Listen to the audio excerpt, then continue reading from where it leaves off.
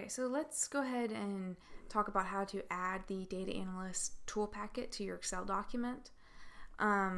If your computer already has it, if you go up top and you click on Data, you'll see it probably somewhere around over here.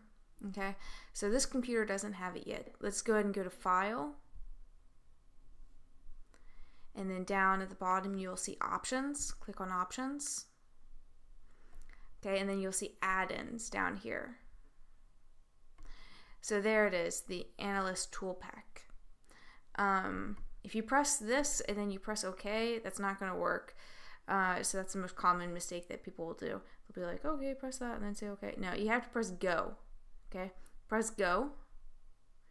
Then press that you want this guy, the first one, say OK. And there it is. So on the top ribbon, you see Data, and then it's right there under Data. So let's go ahead and click this really quick. It does all sorts of really cool stuff. Okay, so say I want to find some descriptive statistics of this data I have over here. I can press Descriptive Statistics, press OK.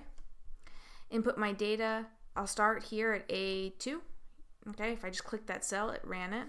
If I press Shift and then click down here, it'll go all the way to A46. Okay, I could have typed that in, but it's easier just to press Shift and then click on the cell. And then let's see, output range, we could enter where we want to output it. So click that cell here and then say I want to output it right there. Otherwise, it would have just outputted it to another sheet, right?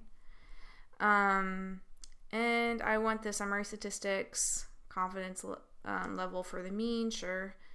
Kth largest, kth smallest. Okay, great. We'll go ahead and do all those. Say okay. All right.